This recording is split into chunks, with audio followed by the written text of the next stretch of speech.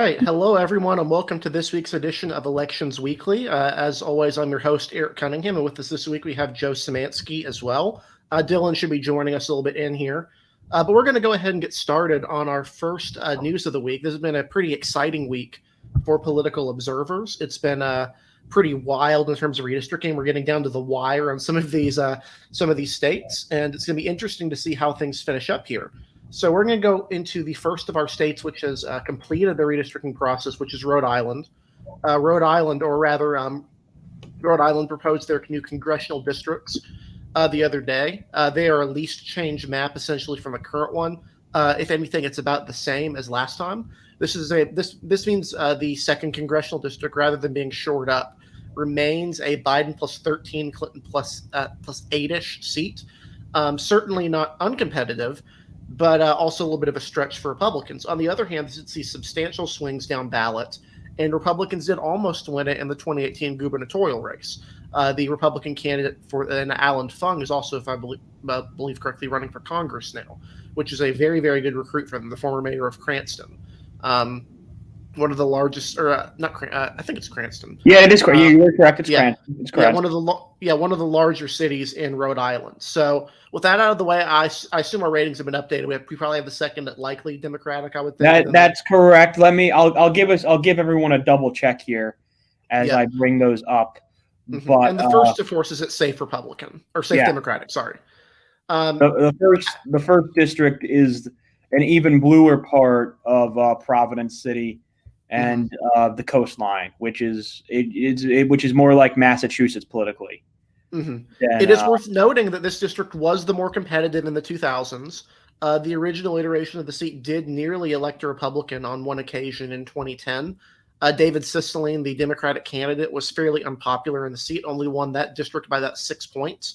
And then after it was redrawn in a presidential year, only won the district by 12 points after it was redrawn to solidify him. This is in a district that Obama won by a 34-point margin, so substantial underperformance. On the other hand, Cicilline has basically seen his performance increase over time. On the other side, the second congressional district, its longtime representative, who is now retiring, Jim Langevin, one of the more interesting Democrats. For a while, had somewhat of a mixed pro-life voting record, fairly moderate as far as New England Democrats go, probably the most moderate of the New England delegation, alongside Stephen Lynch of Massachusetts. And of course, in the second congressional district, you had Democrats there as well who were fairly moderate. So overall, it's an interesting district. We'll keep an eye on it. It's definitely not out of reach for Republicans, but we would not expect this district to be a top target for Republicans by any means this cycle. No. As you guys can see right there, we currently have the race rated as likely Democrat.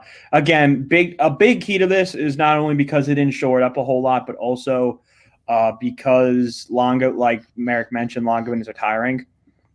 This was kind of expected anyway, because we all expected Rhode Island to lose its second congressional district in 2020. In probably the biggest surprise of the census reapportionment, that did not happen, obviously. But Langevin was a retirement candidate before then anyway, or even that for potentially running for governor when people thought about it. But either ways, this is not a surprise that Langevin retire necessarily.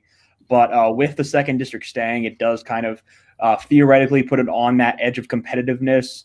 This is one of those seats where, like Eric mentioned, we've seen some down ballot issues here in the western part of Rhode Island in recent years for Democrats. Rhode Island was very weird because before the mail-in ballots came in, Rhode Island was a very weird state in which Donald Trump was winning the state, and with about 54% of the vote in, which was all in-person vote. And Rhode Island's been an interesting state. Alan Fung, as Eric mentioned again too, he's made the last two governor's races probably closer than they should have been. Some argue he maybe should have won in 2014, but that's there in the past. If Fung is the candidate here, this is a race that could get very interesting quick. Mm-hmm. It's worth noting, of course, the state of Rhode Island, while Republicans have only seen their vote share increase from about 35% to 38%, 39% statewide, Hillary Clinton did only receive 54% of the vote in the state in 2016, which was one of the lowest performances in Rhode Island in decades. This is mainly attributed to the more rural portions of Rhode Island shifting more Republican that cycle, like a lot of rural areas across the country, white working class areas. Rhode Island, despite being very, very Democratic, has a conservative streak. It probably has the most conservative state Democratic Party that's not in the South of any Democratic Party in the country. It is it is known for its factional infighting, has a conservative leaders in the legislature. The governor is part of that conservative faction, moderate faction as well. Progressives like David Cicilline have had a harder time getting elected, relatively speaking, because of this large white working class Catholic population that have long supported Democrats across the spectrum, but have also been willing to support Republicans on occasion. You had Republican senators like Lincoln Chafee and his father who were representing there. You had others as well who had been able to represent Rhode Island for periods of time. So used to be a politically competitive state, not anymore, but we'll be keeping an eye on it throughout the cycle, of course. It would not be the most surprising thing imaginable if this district is close.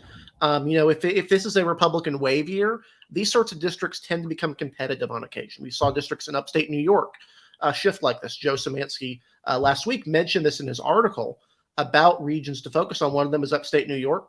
A similar region to focus on will be rural New England. Not necessarily in terms of which districts are going to flip, but in where the trends are going and in what directions they're facing, specifically in states like Connecticut, Rhode Island, and New Hampshire and Maine to a degree.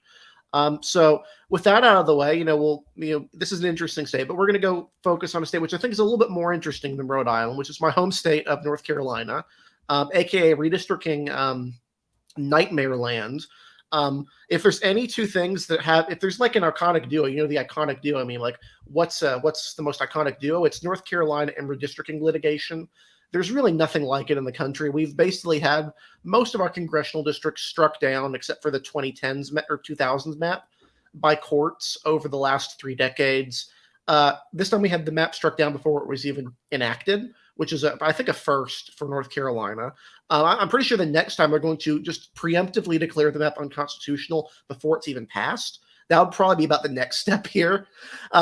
But the Supreme Court gave Republicans guidance, the legislature, which is controlled by Republicans after the 2010 or 2020 elections, where the lines were held to redrawn consensus lines that were approved on by state Democrats and state Republicans. Republicans lost a seat in the Senate but gained seats in the House, holding both of their majorities, which are tenuously close to a supermajority.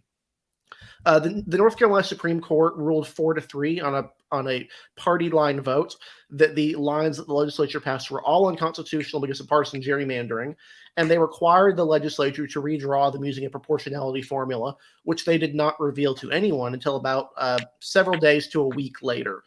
This left both plaintiffs and the legislature in the dark as to what the Supreme Court was actually requesting.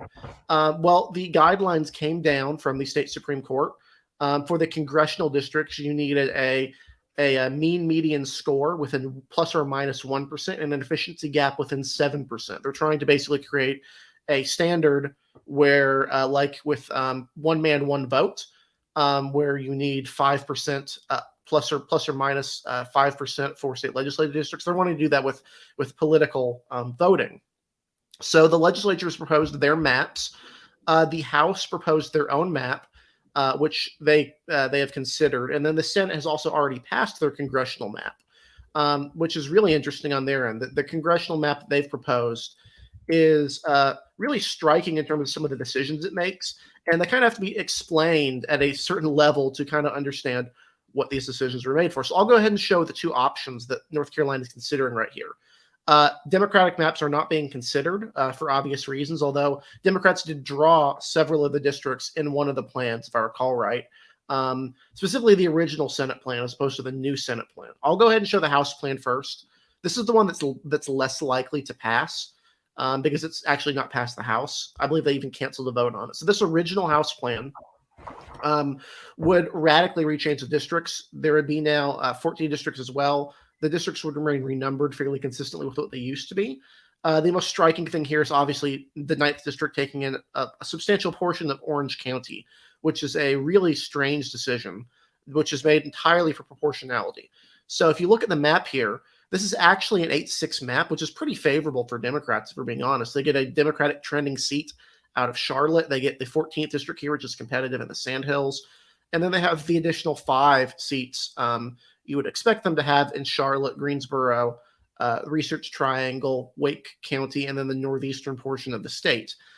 Democrats do not like this map. Although this map does comply with the court ruling. You'll notice here the 14th district here is within 5% of the vote.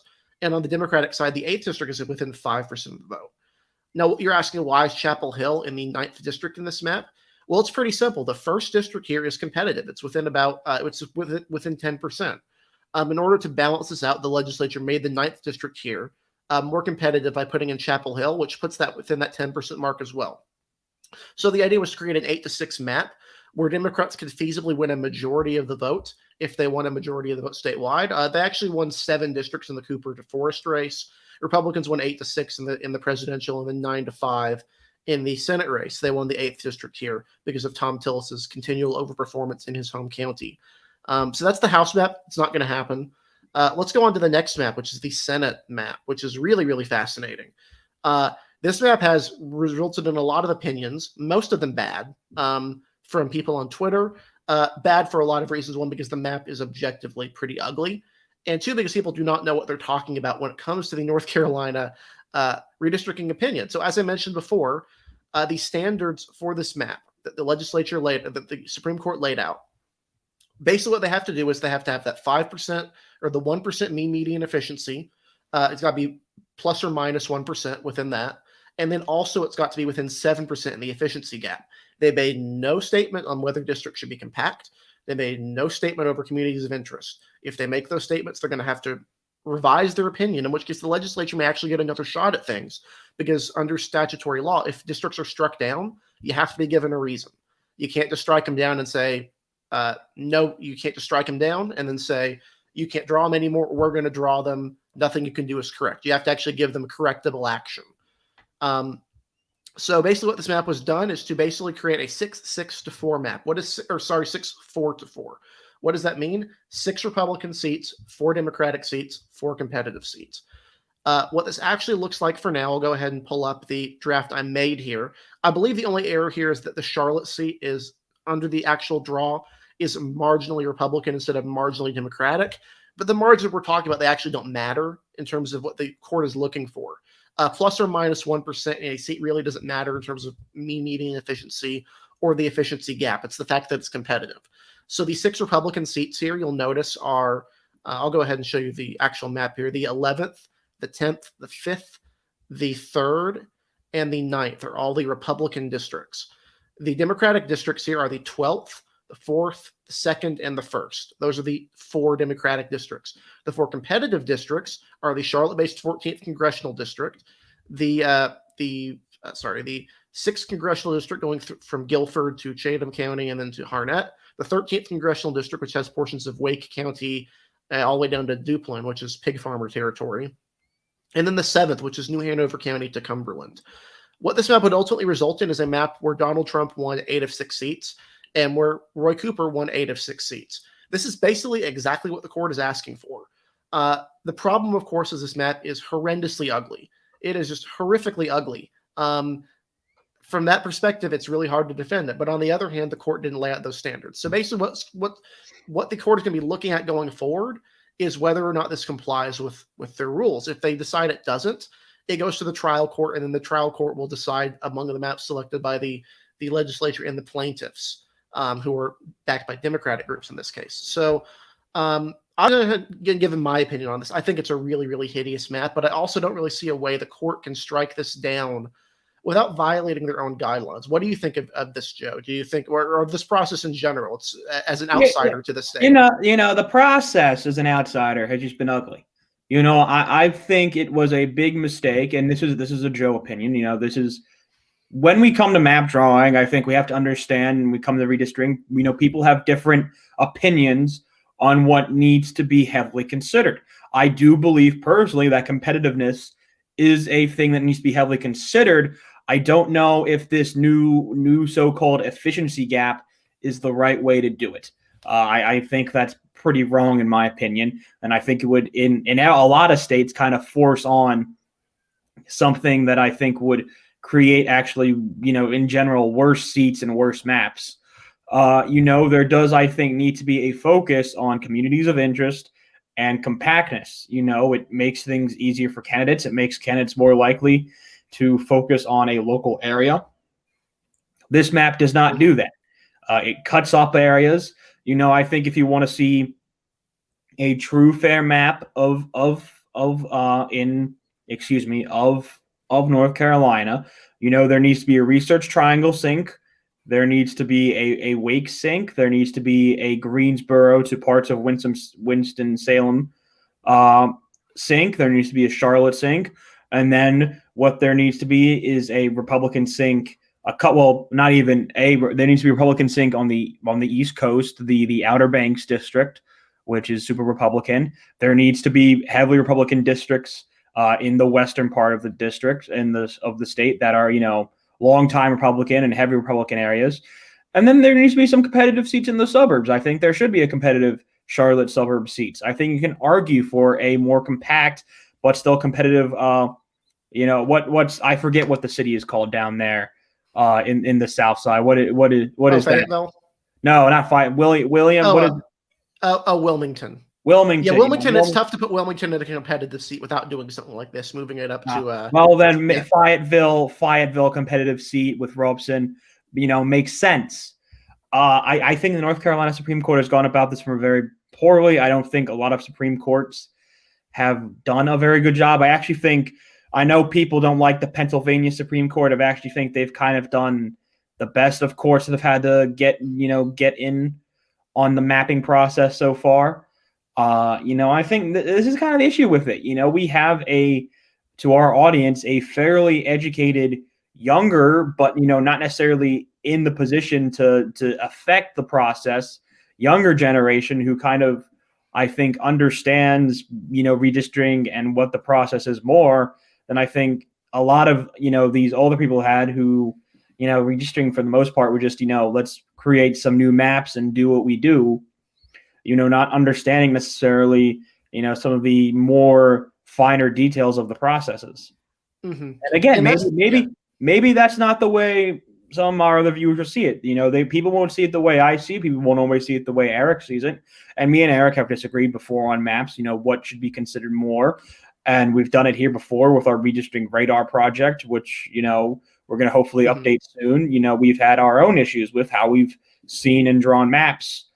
The goal is that we, as a country, I think, develop fair maps that are compact and control communities of interest. I think not necessarily that this map is necessarily fair. I think it meets some guidelines of that, but I don't think it's necessarily fair in the way it should be fair. But I don't think this map is compact, and I don't think this map necessarily respects community of interest in a great way. Mm-hmm. And I would have to agree with that. I think the textbook example of that is specifically when we're looking at some of those districts, the lack of a compelling communities of interest thing. The court specific requirements on terms of what districts count as competitive and what don't account for the future. So that seat that draws in Cleveland County, parts of Rutherford County, Gaston County, and Mecklenburg draws in urban Mecklenburg, heavily Hispanic areas. That don't really match with the more suburban character of the district. If you were to draw a more rational seat in that direction, and you could make a compelling case for a seat that has parts of Gaston and Mecklenburg County instead of the Cabarrus and Unionsville, which we see more common. I prefer that myself. I would prefer the Union Cabarrus split, but you can make a compelling case for Gaston County to have parts of Huntersville, northern Mecklenburg County, have some of the southern areas, and then go into the wedge. There's an argument to be done for that. But if you do that, it goes outside that 5% threshold of what they're looking for. So in order to make that seat reasonably competitive under the court standards, you can't account for the fact that the Mecklenburg portions are flying to the left. You have to account for it right now, which means a seat that connects a bunch of areas that frankly have a very little in common in terms of income, in terms of race, in terms of neighborhoods, in terms of local issues, policing, crime, transportation. Very, very different communities, which you can make a case that's good, But on the other hand, it does hurt local representation. I'll go ahead and show a potential example of what could be a reasonable map, but I also don't think this would comply under the court rules. You'll notice here this is a potential map. It's got, like Joe said, it's got the Charlotte seat, it's got Greensboro, Winston-Salem, and High Point. It's actually kept them all together. It's all the cities are together there, so it's a city seat. You've got the Triangle, you've got Wake County, you've got a rural seat in the Northeast, and you got a Democratic-leaning suburban seat, the new 14th district, which would have gone to Democrats by about a point. On the other hand, this is under current guidelines. This is still a 8-6 map, and Democrats can only at best get 7 seats here. They would win the 8th seat, and that would give them 7. They don't have a path to 8 seats, let alone 9 seats. They certainly don't have a counterbalance to that first district. If the first district trends under the court rules, this 9th, which is trending to the left significantly, you'll notice here, this went to Donald Trump by about 11 points, but in 2016 would have actually gone to Donald Trump by closer to 20 points. So that's a pretty substantial swing. They can't account for that. They've got to account for current elections. So, it's unfortunate. I think the entire process is messy, to put it lightly. It's not gone the way I would like it to go on either side. The legislative map seemed to be going a little bit better. The House almost unanimously passed a House map earlier, which would be relatively fair, 61-59. I disagree with a lot of the decisions in urban counties. Mainly these are made to protect Democratic incumbents and make county slices don't make a lot of sense. But in terms of the overall map, it's hard to argue from a partisan perspective, at least, that it's not fair. The Senate has not reached a similar agreement. The Senate has gone into what I will call full clown mode territory, arguing, for example, that you should split off Asheville into 2 districts. You should split Asheville in 2 and make a competitive district by taking the most urban Democratic portions of Asheville, throwing it with Henderson County.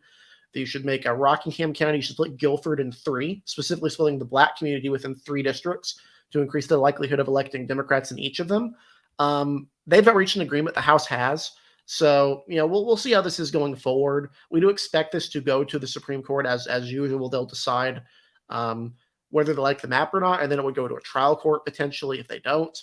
You could see the plaintiffs proposing things. I know the League of Conservation Voters proposed an 8-6 Democratic map, which would blatantly violate the standard that the court has laid out.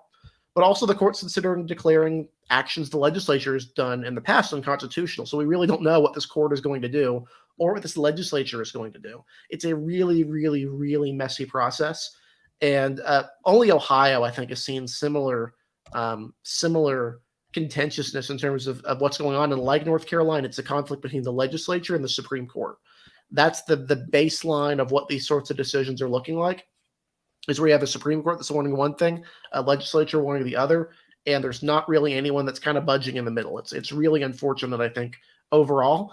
Hopefully it will be resolved soon, though, and we'll have congressional districts ready. We'll have primaries announcing. We'll know which district Bo Hines is going to run in. This would be, I believe, his 5th district that he's going to be looking at. Supposedly he's running in the 14th now, the Charlotte seat. So, after previously running out in Johnston County. We'll see what's going on there. But it's really, really interesting overall. As usual, my state, for good or bad, we really are one of the more interesting states in redistricting, and I do not expect that to change anytime soon. But coming up next, we're going to go back to the Midwest and to the Northeast. I'll go ahead and throw it to Joe here to talk about 2 things. First, some of the updates in Pennsylvania on what's going on, their redistricting process, their primaries.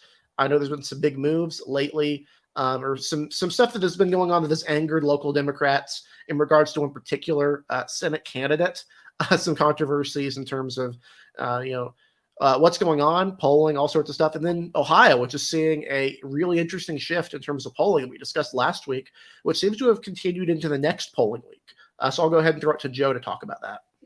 Yeah, so the Northeast, the Rust Belt, whatever you want to call it, Ohio and Pennsylvania, once again having some very interesting weeks here. On the Pennsylvania side, we'll start with the Democratic side here first. And you know what? I'm actually going to start here statewide. Pennsylvania has an issue right now in which neither our congressional maps nor our legislative maps have been finalized yet due to court issues and court speed. So because of that, there are issues with our primary date. Pennsylvania's primary date is technically May 17th. That's technically only 3 months from today's date. Today's February 17th. Pennsylvania's primary is supposed to be May 17th. It's supposed to be only 3 months from today, and we still don't have any of our maps set. And I know some people will ask, well, you guys, the Legislative Council passed the State House and State Senate maps a couple weeks ago, but those haven't been fully approved yet. They haven't gone through a period of litigation. In fact, the one person who was part of the commission, the Legislative Commission, State House Majority Leader Kerry Beringhoff, is officially suing today. He officially confirmed that he is, in fact, trying to get this contested under the 2010 to 2020 map lines, which is technically constitutional in Pennsylvania. If the court were to rule that way, that would technically be constitutional. I know that sounds weird, but that would technically be allowed under a certain standard. I doubt it will pass, but I do want to first point out that is a legal thing that Beringhoff is asking for before someone goes off and spits misinformation about that. It is technically a legal thing he is asking for. Second of all, this has caused some issues for legislative candidates because the Governor Wolf and the Pennsylvania State Board proposed that legislative candidates would now only have 9 days to collect and petition signatures for races. This would be for all candidates, so that would include Senate and state, governor, lieutenant governor, which we still do elect separately in a primary, similar to Wisconsin, and state legislative candidates. Now, they only have to collect 300 signatures if you're running for state house, but 9 days, especially if it's an open primary with candidates who may not have, or even, if an incumbent is retired and there's a primary in which candidates, are not necessarily as connected to the entire district as a whole, that still may be hard for some of these, especially in rural seats. Where populations can be spread out, maybe in a seat like in Dauphin County or in Lancaster County, where there are basins of population where you can go on and, find party folks for your seats. Wouldn't necessarily be a very hard thing. But if you look at, if you go up north or if you go into the northwest or, the north central part of the state, population is significantly more spread out there. That might cause problems. And that's cause for some state legislative candidates to push back on this. And some have argued for the primary to be pushed back 2 weeks in this regards, from the 17th to the 31st of May, which would, for some people, kind of fit a deadline of keeping the primary within the month of May, while also giving people the right times. But as we go with that right now, we had a Trafalgar poll released for the Republican primary today. We saw Dr. Oz lead new David McCormick. This is the first poll that McCormick has been included in since he joined the race. It had Oz up by 12 on McCormick with 27% of the vote. McCormick had about 15% of the vote. The real surprise was Carla Sands, the former ambassador to Denmark under President Donald Trump. She surprisingly had about 14% of the vote here. That basically goes against what every insider in Pennsylvania has heard about Sands and her campaign. Her campaign has actually been kind of a mess. She's already gone through 2 reconstructions of the campaign. Doesn't really match up with what we've heard, in which that is basically that it is only Oz and McCormick who are really kind of the 2 leaders of things right now. That's really about it right now. So that's really something to watch right now. Also, something that came out today, both Oz and McCormick are missing another debate. McCormick had originally accepted to this Senate debate, but when he found out that Oz was not going to attend, he dropped out of the debate as well, which some have been calling for Oz and McCormick to meet up one-on-one. I would encourage them to come to Elizabethtown for that and have a debate in my hometown in South Central Pennsylvania, where that is definitely going to be a battleground for this primary. But past that, certainly something to watch. And then, as Eric mentioned, this Ohio Senate JOP race seems like we certainly have a new contender. It seemed like, I think, at the beginning that we would really have 3 of Josh Mandel, James Timken, and J.D. Vance, but we have definitely had a 4th candidate, Mike Gibbons. Trafalgar poll basically confirmed this week that Gibbons is a serious candidate for the nomination. He is now only about 3 points behind Josh Mandel by the News Trafalgar poll released this week. Gibbons has spent millions of his own money on this race. He's a self-funder, but he does have some endorsements from the Libertarian side of the Senate caucus. Rand Paul has endorsed him, I believe. I believe some of the Liberty groups have supported his campaign. Gibbons is an interesting candidate. This is something that we didn't necessarily expect, but, he has officially gotten his strength in. It's going to be very interesting to see the effect that Gibbons has on this primary now, especially now that Jane Timken kind of maybe got her own boost this week. Rob Portman, the retiring senator of this seat, has endorsed Timken. I believe it was yesterday, actually, that Portman endorsed Timken, which that is a big change in the race as well, potentially. Portman had some very wealthy donors that were waiting to see who would endorse. Timken is actually, according to his report, expecting an influx from anywhere ranging between $850,000 to $1.2 million in campaign cash from donors who were big backers of Portman, which that is a big deal in a primary. In a primary, that is a massive deal, and could be kind of a boost that she's looking for here with Portman's endorsement. But importantly, also, I think to some, it did see Josh Mandel's, for the first time, really his poll numbers lessen here in a other candidate internal poll. Trafalgar saw him drop from 25 to 21 points from their last poll, which that does show that Mandel has been kind of slipping from his previous standard potentially. And it's definitely interesting. Ohio, I know we've been focusing a lot. Pennsylvania's kind of fallen through the cracks in terms of it. It's kind of been McCormick and Oz as the top two. I also don't buy the Sands thing. I know there's been this mini fad lately of Trump ambassadors running for office and basically trying to leverage being an ambassador to a small country as being a political asset. And if you actually look at Carla Sands' endorsements, almost all of her endorsements are from other fellow Trump ambassadors. We haven't seen any evidence it's working in Alabama, but at least, she seems to be somewhat in the race here. I think she's probably in the same league as like Bardos probably, probably in, the third or fourth slot, but really the Oz not facing significant pushback early aside from McCormick. If you had to, kind of guess among the two, who would you say has got the edge right now? Is it still Oz? Or I would say Oz is. Look, I said it in a tweet earlier. Dr. Oz is leading right now. I think this was one that was significantly less based on name rec. He did see some droppage from, I believe, an earlier poll from pre-McCormick. So this one is a little bit less name rec. To be credit to Oz, he is not just resting on his name recognition laurels. He is actually traversing the state. He's meeting with people. He's, doing the usual thing. But, McCormick's going to have a lot of money. And again, the feeling is that McCormick's going to have a lot more institutional support than Oz is. And, it's becoming a lesser factor.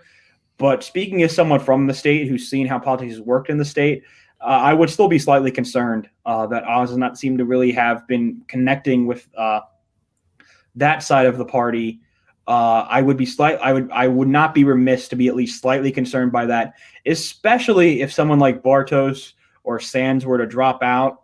Especially if this primary gets pushed back, and then you see someone like Bartos or Sands drop out in April. That could be, especially Bartos. I would see most of Bartos' support potentially going to Oz, but there is another fact here that kind of would dissuade that.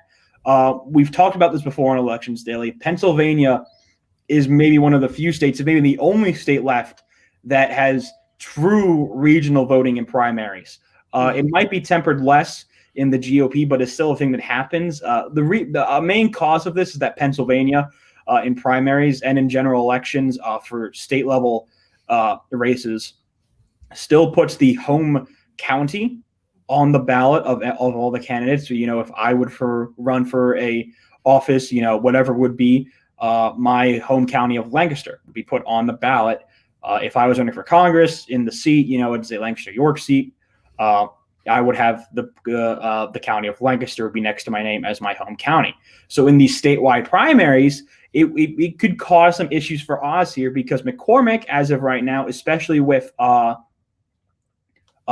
Parnell, of course, having to leave the race due to personal issues, he's the only candidate from out west right now, which is a growing bastion of Republican votes. He would be registered as Allegheny voter, which, as on par, had some of the biggest parts of Republican voters. You've got Westmoreland out there. That is not a small county. You have Beaver. That's not a small county. You have Washington County. That's not a small county. You have Erie out there. Not a small county. Armstrong, Indiana. These are not super big counties, but these are strong mid-sized counties that vote for Republicans heavily, 60, 70,000, 80,000, 90,000 population counties that vote pretty strongly for Republican.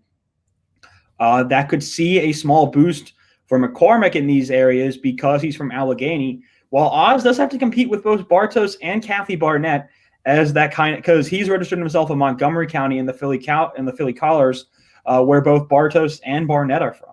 So that could be something that could end up, hurting Oz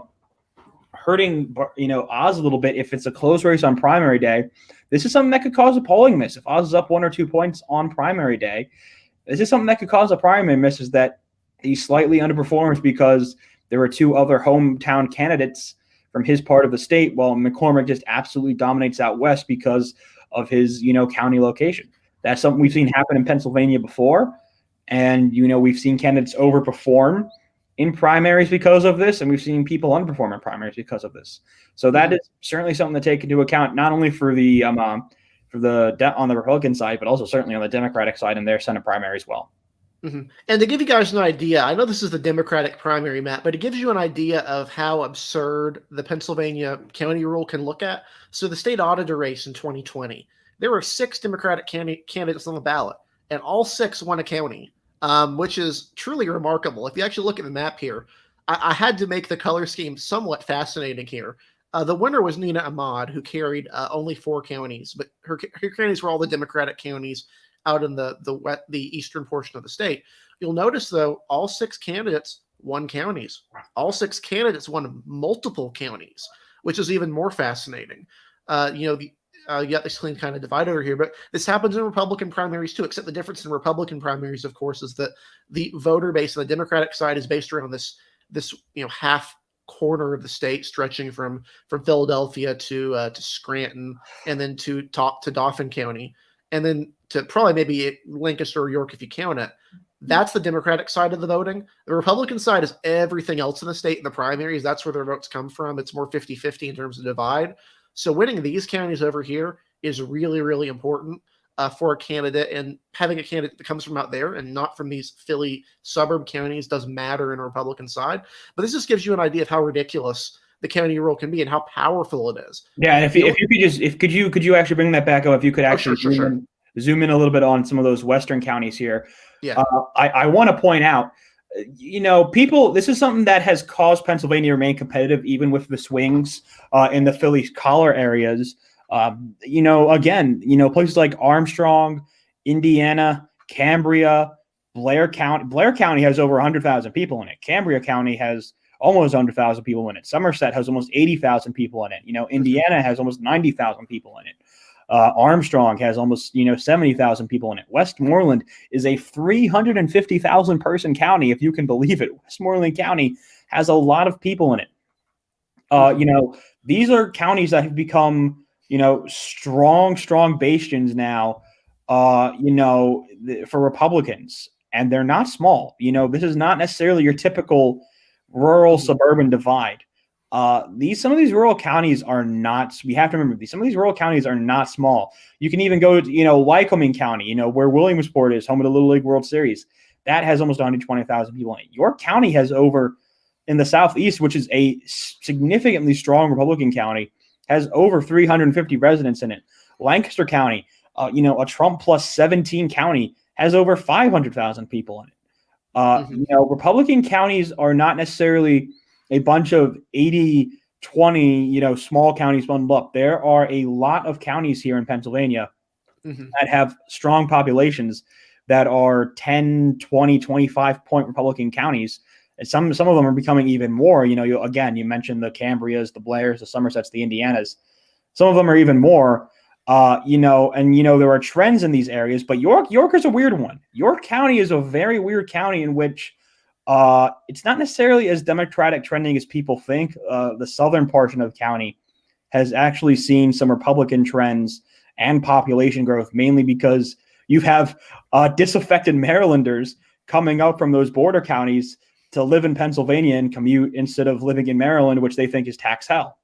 So, it's a fascinating thing to look at here. But right now, this is a right now thing. This isn't talking about trends. This isn't talking about what's going on in the future. This is a right now thing in that, these are still Republican bastions right now. These are where a lot of voters come from. And really, this isn't what's going to be like 10, 20 years from now. This isn't what we're talking about right now. We're talking about a right now, we're dealing with a race right now type of thing. This is kind of what the lines are drawn as. These are strong Republican bastions that still have a lot of people in them. Now, they might not in 30 years, but right now, still have a lot of people in them, still have a lot of voters, and have a lot of people who will vote in primaries. So, and it's worth noting, even Allegheny County, it's only a 59% Biden county. Democrats haven't actually cracked 60% of the vote there at the presidential level since, I believe, 64. There's a lot of Republicans even in that county, the whole metro as a whole. If you take in all the votes, I believe balances out to be red on average. One of the few in the country. I think Charlotte Metro used to be like that, where if you took the entire Charlotte Metro, not just Mecklenburg County, but everything surrounding it, it balances out to be a Republican area. It's very similar there. There's a lot of voters in that area, and they vote in primaries, and they are very important and influential in terms of who gets nominated. Yeah. This is going to be fascinating primary to watch. The south central part of Pennsylvania, especially if Sands really does fall off, that's kind of her part. She's from Cumberland. She's going to be registered from Cumberland. If she falls off or if she's forced to drop out, that's going to really be a battleground here. There's a lot of Republican votes there. Berks, Lebanon, Lancaster, York, Adams, Cumberland. Sure, some of these parts are Democratic trending, but right now they are still, for the most part, Republican-heavy bastions of where voters are. It's not a trend thing right now. This is a right now race where these are still the primary voters that are going to decide where things are going. Yeah. And, it's really, really interesting. We could probably talk for a very, very long time in terms of just Pennsylvania and North Carolina in terms of these states, because they're very interesting microcosms of a lot of what's going on nationally. But, as it stands right now, we will, as usual, keep you updated on anything going on in the Pennsylvania primary, not just on the Republican side, but on the Democratic side. Although, granted, the Democratic primaries are substantially less interesting right now. To put it lightly, that the Senate's a two-candidate thing with Fetterman and Lamb at this point, pretty much. And then the governor race, Josh Shapiro has been pretty much the nominee in waiting for quite a while now. Not really any serious challenge there. So not as much to talk about. But the Republican side on these, wide open, really, really fascinating races to look at. And we'll keep you updated as the race advances. We get closer to that primary date, and we see things change as they always do in these sorts of races. And before we go off for the night, do one more minor, or actually no, don't think we have time probably to go over Supreme Court at this point, but the list has narrowed substantially for the Biden administration. You can find the list of candidates pretty easily. It's gone down to 3. We're Democrats, Southern Democrats are still pushing pretty heavily for Childs, but the other candidates we talk about are still in there. So, but until we hear more, until we see more of this process go through, until we, if we have a voice that's more familiar with the Democratic side of things, it's not really worth talking about too much, other than to say it is happening at some point, and they've narrowed the list, and we have a pretty good idea of which of the 3 they are and who they're really focusing on. But like with the Trump administration, we're not really going to know until someone comes out and says who it is, be it media or be it the president himself. So with that being said, thank you guys for watching. We really appreciate your support, whether you're watching on YouTube, on our podcast platforms, or on Twitter. We actually live stream this on Twitter for the first time, which is pretty cool. We're going to be doing that in the future as well. So if you don't want to watch us on YouTube, you could always just open up Twitter, and the video link will be there and you can see it. As always, of course, you can always listen to podcasts like our podcast listeners are doing right now. We really, really appreciate your support. Be sure to like and subscribe to us if you haven't already. You can find us at elections-daily.com and elections_daily on Twitter. We post fairly often. We have articles, news, content, maps, tools, all sorts of things on our website. Really cool stuff. You guys like it. I know you do. Otherwise, you wouldn't be here in all likelihood, unless the algorithm, if we were found by the algorithm, in which case we still appreciate your support. You can find me on Twitter at DE Cunningham too. I post maps and stuff, all sorts of other things, politics, entertainment, media stuff, all sorts of stuff on my account, so you can find that. Where can we find you on Twitter, Joe, for those of us who are listening audio form? You can find me at Joseph Szymanski. That's all one word, JOSEPHSZYMANSKI. You can find me on Twitter. Mostly find me talking about politics, but you also find me talking about sports a lot too. Mm-hmm. Yeah, hockey in particular. Hockey. Yeah, it's always the hockey stuff. I'm more of a football guy myself, but I do try to follow the Hurricanes. So, but yeah, we really appreciate you guys for watching. Thank you again so much for your support. We can't thank you enough for that. But we'll see you next week on next week's edition of Elections Daily at the same time. I hope you guys listen. Stay tuned and have a great day.